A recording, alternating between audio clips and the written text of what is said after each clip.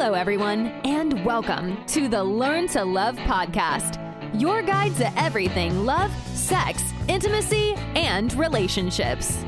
Each week, your host, Zach Beach, interviews new experts on love, including couples therapists, relationship coaches, sex educators, and best-selling authors. Learn the best tips and cutting-edge wisdom to better love yourself, others, and the world. Thanks so much for joining us. We hope you enjoy the show.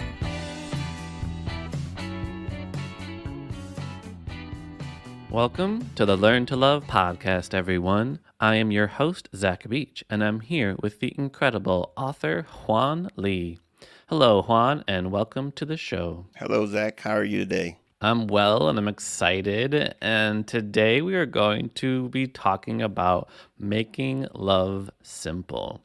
And for those that don't know, Juan Lee is a transformational speaker, author, and teacher on the powerful principle of love. Perfect for this show, if I have to say so myself.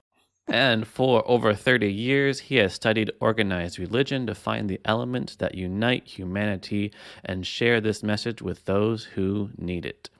Based outside of Washington, D.C., Juan has many career experiences, including serving in the U.S. Air Force. Last year, he published the book, Love Made Simple, a guide to inner peace, contentment, and success. And how are you today, Juan? Hey, I'm just doing great. Thanks for having me on. I appreciate it. I'm so glad that you're on, and I really want to just hop right into it because I'm going to be asking you a series of questions today. This is, after all, an interview. And you write in your book that no matter the question, the answer is love, including the answer to what's missing in our life, including the answer to happiness and purpose and fulfillment.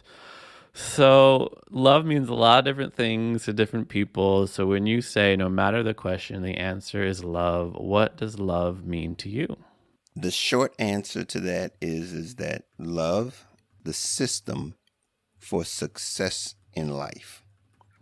Love is everything. It's the purpose behind your fulfillment. It's everything that you need. There's a lot that I could say just in that statement and that question, and just summing it up, it's the system for life.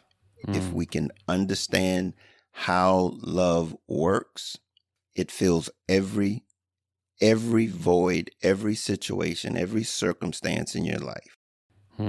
So how does that play out in your life, for example, when you say like love is everything you need?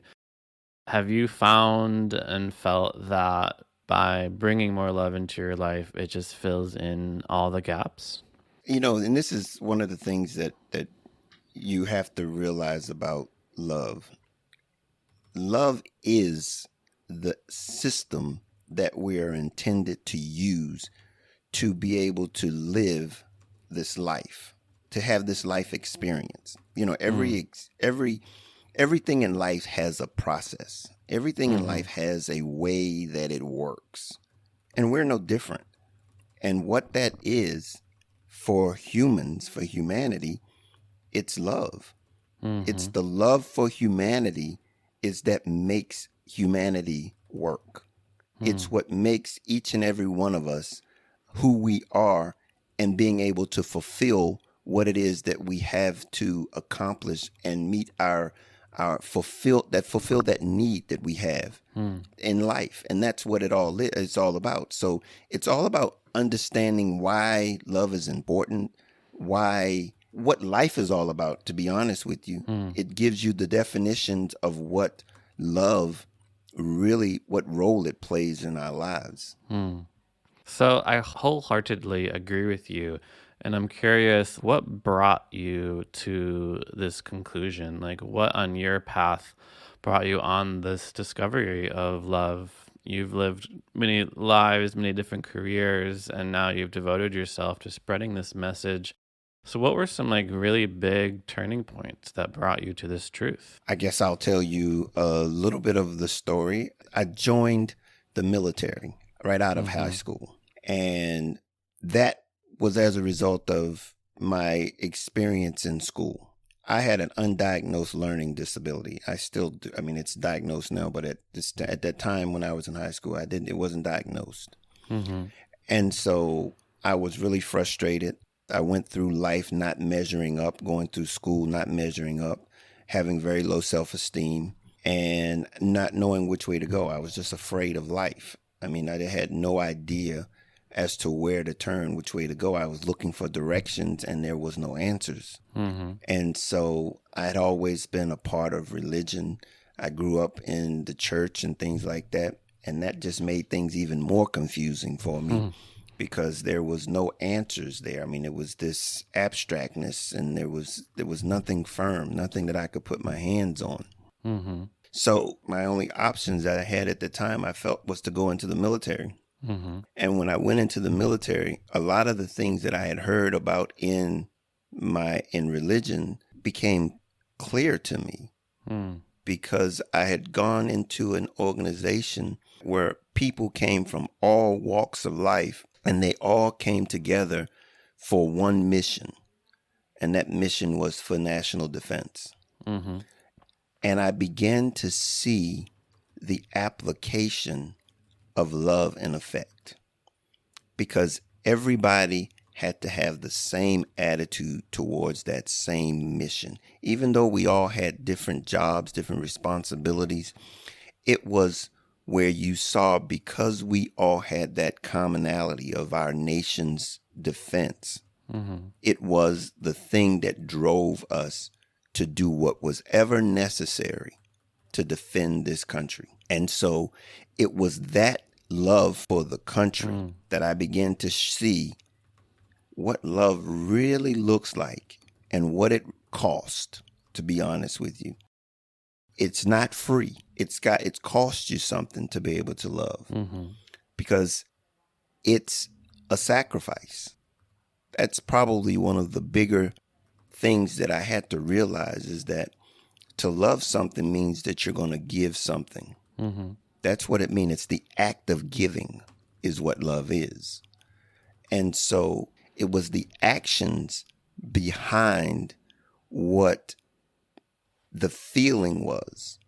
You know, it was the action that you had to put in place so that you would manifest that desired outcome. Mm-hmm. And so that was where it began. And everything began to take place because in the military, there were systems. You know, you learned systems and you repeated them over and over and over again to get to the results that you wanted every time. Mm-hmm. And that was a part of how I came to the understanding of what love is and all of the attributes that go along with it so that you can ultimately have that same outcome that you're desiring every time. And life is just like that. Life is just a repeat of the things that are going on. I mean, it just repeats itself day after day after day after day. And unfortunately, very few of us realize that it's a system. And love is the system for life. Yeah, this is something I often connect with, this idea that love is about connection, right? And we do live in a very interconnected world, a world of what we sometimes call interbeing and interdependence. And hearing you talk about when you're in the military, you felt this basic connection with the people around you because you had this one kind of goal and mission that was connecting you to work towards this common thing. Mm-hmm. And I want to challenge you a little bit on this idea because I think when a lot of people think of the military, they think of it as a violent force in the world. Mm-hmm. You know, I wish that we cultivated, peace and connection. And there's this incredible military industrial complex building tanks and bombs and purveying violence and creating much suffering in the world. So I'm wondering what your sort of like following thoughts are on those that do feel that like the military is a force of violence and suffering and destruction and not actually loving at all. I agree with you 100%. The comparison that I use in drawing this understanding, this love out of my experience in the military. It was not necessarily the results of the military. Mm-hmm. It was the systems of the military. The military is no different. Like I said, it's like life, but it's the system for every kind of business, to be honest with you. It was just my experience. It was my experience. Again, I was right out of high school. It was my job. Okay. And what the military offered you, that most jobs don't offer you, was that they're going to basically redefine you. There's not too many jobs that they're out there that you're going to be expected to lose your life. Mm-hmm. That's a sacrifice. You sign the dotted line that you're willing to give the ultimate sacrifice for that one thing that we all have in common. Mm-hmm. That takes any job to another level. Because I don't know how many of us go to work every day and decide that, I'm going to die for this job. Mm-hmm. And so it wasn't necessarily in what the mechanism's outcome was intended to do, as it was as to how that system or how that organization operate. And it was the results that was necessary, or the systems that were necessary to get that type of results. It's very difficult. I mean, it's interesting. It's the first time somebody's ever challenged, pushed back a little bit on that, because I know it's kind of contrary to what we say and we think about when we think about love, because its end result is an agenda. Okay. And it's basically forcing someone else's agenda on someone else. It's like I'm going to force my agenda on to another nation, another party, but that's a part of our society. And so, yeah, that aspect of it is not loving, but the system of love applies across the board in every area of your life. It doesn't really matter. And this is a very interesting, statement or question, though, because there is some people that would, have ideas as it relates to love in and of itself. See, love, you can love to do bad things just as well as you can love to do good things. And a lot of people don't realize that the system of love works. The intent behind it is what really matters. It's what your intentions are. And I think a lot of people don't realize, because we use the word love so interminglingly with so many different things. I love this, I love that, I love this. And for the most part, it's about selfishness. It's like it's what's good for me. I love what's good for me. But that's really not love, because love is something that has someone else's best interest in mind. It's a giving. It's not a receiving. I mean, it reciprocates. It comes back to you, but that's because of what you give. Okay. So in that regard, yeah, it's not the military. Don't by any chance, by any means hear love and the objective of military as being one and the same. It's about the systems that I learned in the military that demonstrated love. Yeah, it's so interesting hearing this perspective, because it does remind me of the famous story in the Bhagavad Gita, an ancient Hindu text, where Arjuna is on the battlefield and he's looking across the battlefield to the quote-unquote enemy and realizes that this is his brothers and sisters, and he doesn't know what to do, whether or not to go to war and whether or not to fight this battle, because he senses this connection in the world. And he gets visited by Krishna, and Krishna essentially says, I'm the real one in charge here, and we all follow this cycle of death and rebirth, and put your trust in me and surrender to me and give your offering to me. And this is really the key to a path that I love, which is known as Bhakti Yoga, which is the path of surrender, the path of devotion. And I feel like that's very much connected to what I'm hearing from you in that when you're like part of this like larger system, it does have this element of sacrifice, this element of surrender, even this element of devotion, and this element of giving and surrendering to this kind of higher order and layer of the universe. And I also do love to think that love is like this connecting force, and the same connection between like two people in love is the same connection of the electron and the proton, and the same connection of like the sun and the earth, of gravity. Like all of the forces that connect and allow this universe to exist is based in this idea of love. And you mentioned earlier about God and religion and how you finally understood some of the truths that you had been told earlier on in life that you didn't quite understand at the time. And you write this in your book, that religion affords us an opportunity or a platform to learn the concept of God and therefore love. So I'm curious, what to you represents this connection between God and love?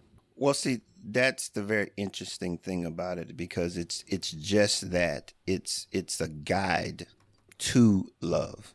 Love is the ultimate. All of those things that you just alluded to as it relates to nature and the universe and natural, all of those things are absolutely operates under the same system of love. It all works together. And so we really have to understand that love is the key to this existence. And religion was something that allowed you to recognize that love is the key. And so it was that experience that, because of the way in which it's taught, it's confusing, to be honest with you, because every religion has their own God. And so when you begin to realize and you take the real essence of the experience, and that's love, that's the action out of it. You need the action to be able to realize what it is that we're trying to accomplish. See, I look at it as the love is for humanity. It's for the bigger good. It's not for me and mine. It's for us all. And so it's that same love that historians or the people in the past presented to us in the present was their investment into us, that love that they had. And so as a result of it, we're doing and should be doing the exact same thing for the next generation, investing love so that we have that that fulfilling experience here in life that will aid and assist the next generation. Absolutely. I do believe that the thing that propels humanity forward is love. Every parent that I know wants a better life for their children, and they're propelled to create a better life than the one that they had and the one their parents had. It's just unfortunately that they don't know what the system is, because see, this system affords that, because that system does so many things. It does introspection. It allows us to look inside of ourselves and begin to develop ourselves so that we have something to give. And you're absolutely right. 3 of the components of love is, and I like to share these, is that love is a chameleon. That means it's adaptable to any situation. It just blends in, and it's for the purpose of someone else and the success of everybody as a whole. And then the other one is that love is a conduit. And this is what you've been talking about earlier. It connects us one to the other so that our gifts can flow back and forth one to the other. Our abilities, our skills, so that my needs will be met by yours and your needs being met by mine. And it's that a willingness to give that which we have to one another. And the last C is that it's a choice. Love is a choice. It's something that every one of us have the capacity to love, because everybody wants to be loved. Everybody wants to understand. Here's the thing. Fulfillment is nothing but the results of demonstration of love. I love that. So love is a chameleon, a conduit, and a choice. The 3 C's of love. The 3 C's. It's so interesting when you say love is a chameleon and it's adaptable to any situation, because I was also thinking again about our talk on the military and how love can also be kind of construed or manipulated in many situations. The military might be like, "Do you love your country?" And you say yes, and they say, "Okay, well, let's go to war and then fight these people on the other side of the planet." And you're like, "Wait a second, I don't remember. What about loving those people?" And another way that love can be misconstrued and has been misconstrued and manipulated is in the church and in the past. For example, like in your book, you mentioned that for centuries in the United States, Christianity was used to suppress African Americans during the time of slavery. And tremendous violence has also happened via people believing they're on some sort of crusade or some sort of campaign for God. And as a result, many people have misconstrued the teachings of great people like Jesus or Muhammad. And I'm curious, how do we just come back to love and compassion for all beings? And how do we make sure that love is not manipulated for ulterior, potentially violent and deadly motives? Again, this is something that's really going to be for us to be able to gather an understanding of humanity. Mm-hmm. If we don't gather that understanding as to who humanity is, see, a lot of people I've come to realize is they don't understand life and what role life is and plays in humanity, or vice versa, how humanity plays into life. We have to understand how we connect. Mm-hmm. And if we can't get that connection, it's a selfishness that's driving us. Mm-hmm. And we have to allow it. We got to get past the selfishness. And it's really interesting because this life experience, it's only temporary. Mm-hmm. We have to understand that the value of this experience has to be greater than this temporary time. Mm-hmm. And humanity is bigger than this temporary time. See, humanity was here before we got here. Mm. And humanity will be here after we're gone. Mm-hmm. And if we don't understand that humanity is the bigger part of our experience, we're struggling trying to engage life, trying to get all that we can out of it, because we think that we have to do it ourselves. We think we have to do what's in my own best interest. This experience has never been about any individual. It's about the continuation of humanity. Mm. We're not taught this. Mm-mm. And so as a result, everybody's out here trying to figure it out. You know, at the end of this journey, it's like, what was we even here for? Mm-hmm. You don't know. I mean, but here's the point. When you can get this and you can focus and understand that this picture is bigger than you, it's bigger than you. Mm-hmm. And then you understand that every person is important, necessary, and they have what is sufficient for their time. Mm.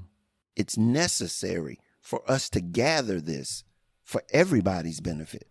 Absolutely. I think one of the biggest things preventing us from feeling connection with other people is our culture's huge emphasis on individualism.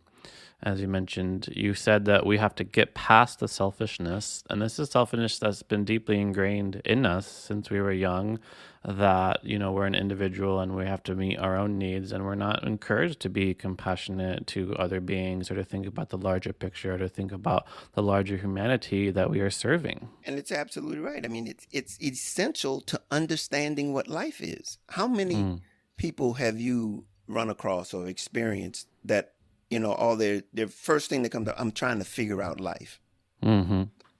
Everybody's out here trying to understand life. And here's the point, and I guess you need to make this point, is that you and I, as being human, we are experiencing life. Mm-hmm. We don't own nor possess any. Mm-hmm. Okay? We're experiencing it. And I think when we can begin to first take that step to understand that we're experiencing life and we don't own it, we don't possess it, we're just experiencing it. And it just makes situations where we occur. That's what life does. Life presents situations that we have to adapt, overcome, adjust. The key is love. It gives us the ability to overcome, adapt, and adjust. Yeah, it's very profound what you're saying. It even reminds me of common teaching of the Buddha on what it takes to drop out of our egoic, self-centered desires is we let go of clinging to anything as I, me, or mine. Years ago, I heard that saying, and I was like, man, if we could only understand that without having to attach that to any type of religion, because religions have been divisive. And the thing about it is that we have concepts that we all need to employ so that we can live this life, experience this life with one another. In spite of how you get to that outcome of love, it's the same. We're here for humanity's sake. Absolutely. We are here for humanity's sake. And this is something that has been coming to mind very recently. And I wanted to ask your perspective because you have been in the military, because something that's in the news right now is the very challenging situation in Afghanistan. The United States has pulled out and the Taliban has come in, and people have realized that 2 decades and trillions of dollars and thousands of lives have been wasted. And you write in your book that peace is the ultimate goal in existence. So I want to ask you more about, what it takes for us to find peace in this world and create peace. And it's kind of a 2-part question of, in your mind, why is peace the ultimate goal of existence? And then what's the path to get there? Well, that's a good question, because peace is the ultimate fulfillment, and it's internal, though. It's an internal peace. It's a clarity of mind. See, the circumstances around us don't dictate our peace. We have a tendency to think that it's less when there's no confrontations or no external wars or fights. But the peace that I'm referring to is a peace that's on the inside, that you have a mind that's of its clarity, of understanding. It provides you that clarity that's necessary from day to day, that we don't have to stumble, trip, because we know that this is a system that we're on.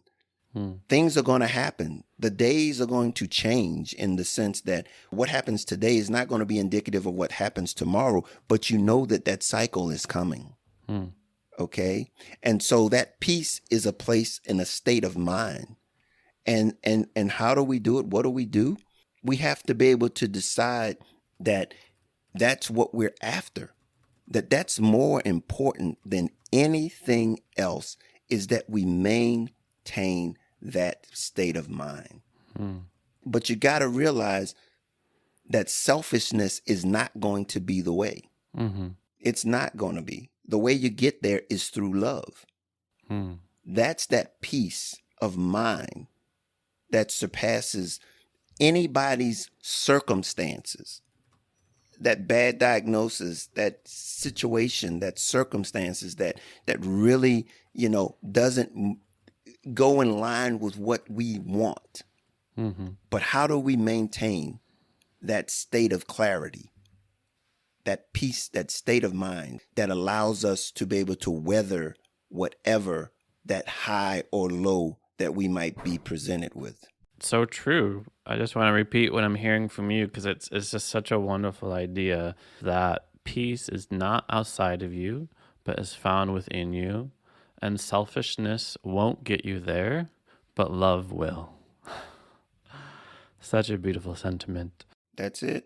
So we should move on to today's topic on making love simple, which is the title of your new book. And my first question is, well, why is love so complicated in the first place? The biggest reason is because it has so many different definitions of it. Everybody has their own definition of it. It's even taught in various types of ways.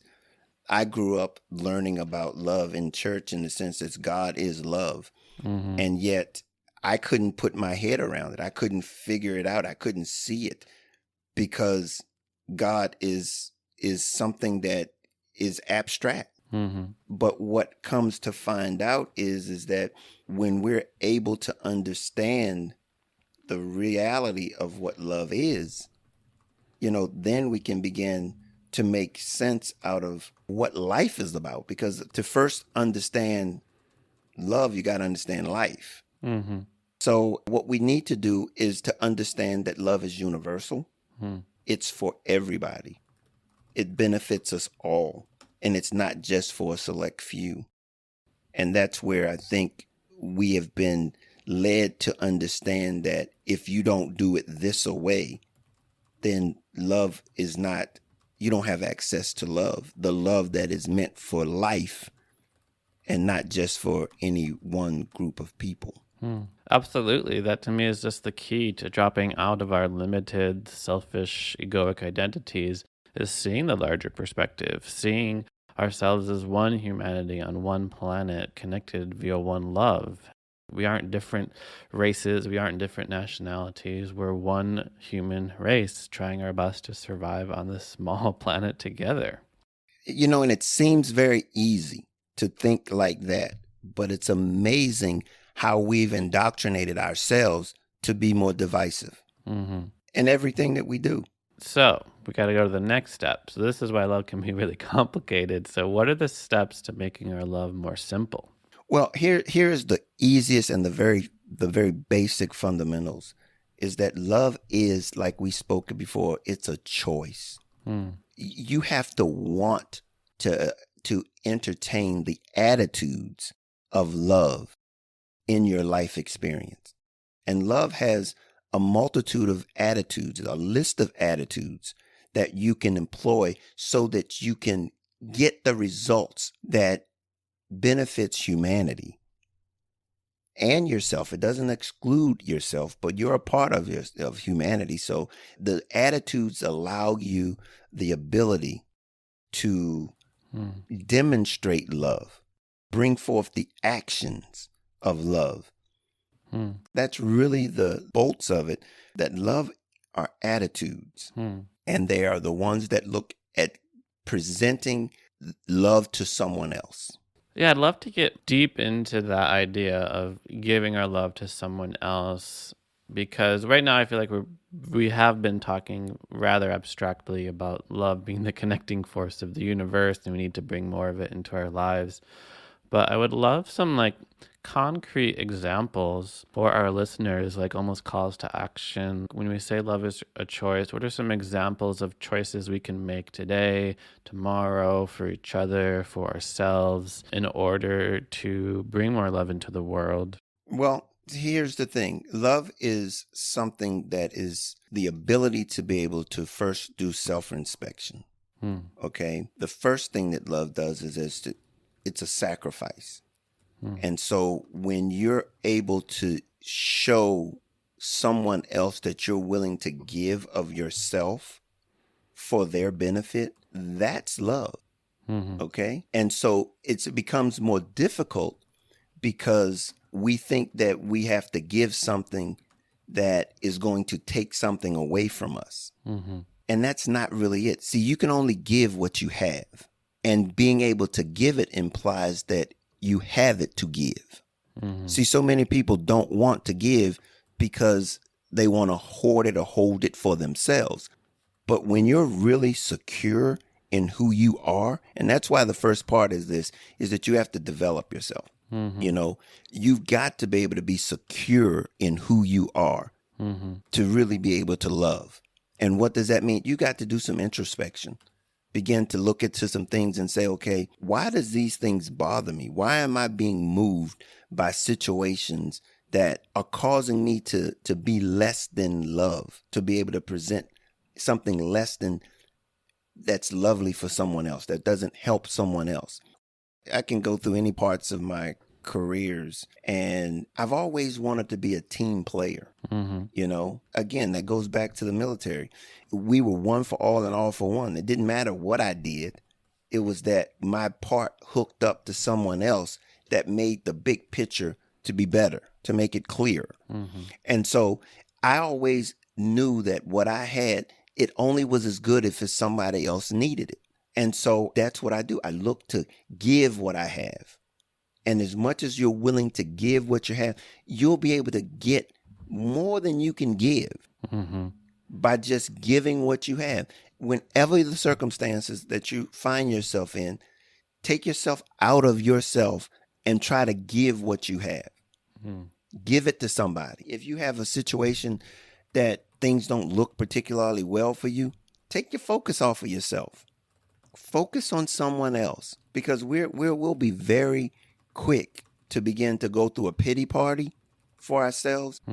We just got to stay out of ourselves and be thinking about what you can do for others. Everybody has something to give. Everybody.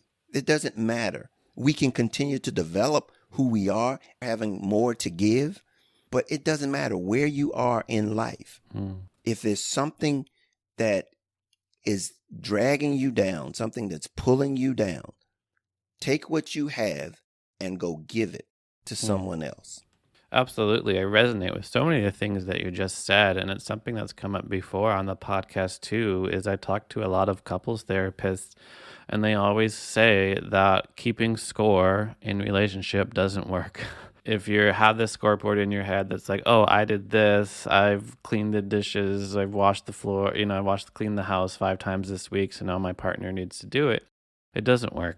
Successful partners in the relationship focus more on what they can do and what they can give rather than what they can get. I agree with you 100%, because those are the applications of love that when you begin to put them in place, love, it's not about you. It's really not about you. It's what can you do for someone else, especially in relationships.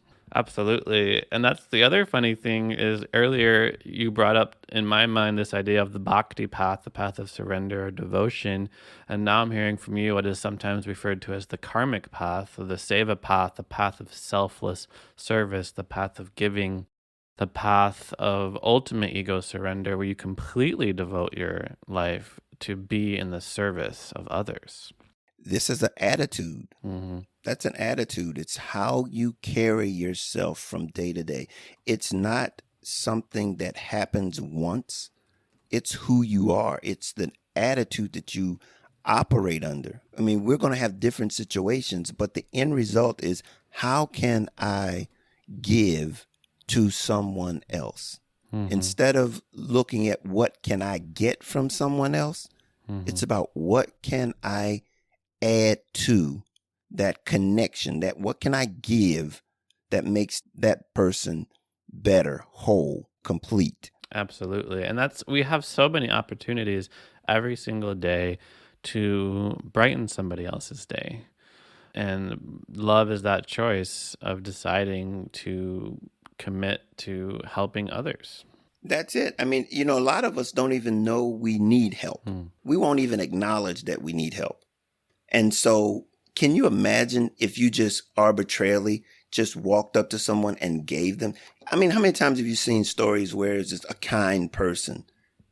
They've just done something for someone else and they call it a kind person. That should be the norm. That shouldn't be the exception. Absolutely. So thank you so much, Juan, for sharing with us your very inspiring ideas about love. And I feel like we've answered this last question already in so many ways, but I still have to ask it because it's the last question I ask all of my guests who come onto the show, which is quite simply, what do you wish everyone knew about love? That's interesting. Love is the hardest and the most fulfilling thing that you will ever experience. But nothing is worth having that's easy. We have to consistently grow in sacrifice for others. Beautiful. I love it. Love is hard, but nothing worth having is easy. And I love your emphasis on love as being a part of sacrifice and giving and surrender and service and selfless service to others. So thank you so much for sharing that. And for our listeners who want to learn more about you, how can they find you? They can find me at any of my social media hangouts. You can first, by all means, go to my website, juanleetheauthor.com. I'm also on Facebook. You can reach me at Juan Lee Author on Facebook. I'm on Instagram, that same place, the same way. I'm at Twitter. I'm at Love Made Simple at Twitter. I also wanted to let people know that I also am creating a course about love, about how you can apply it in your journey in life.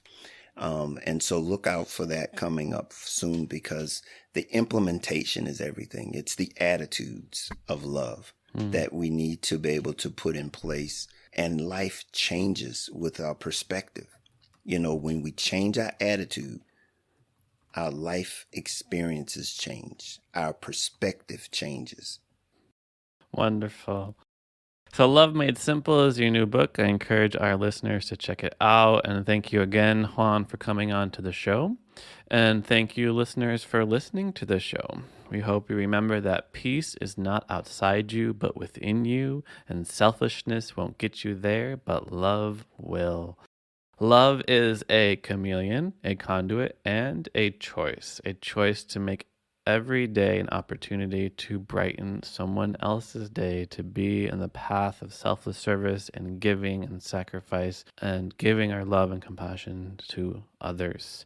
And remember, love is hard, but nothing worth having is easy. Love is the key to happiness and fulfillment in this life.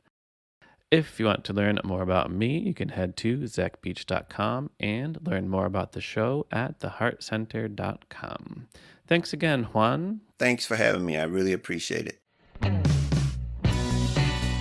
Thanks again for listening to the Learn to Love podcast. To learn more about the show and your host, head over to zachbeach.com or theheartcenter.com. You can also follow Zach on Facebook, Twitter, and Instagram.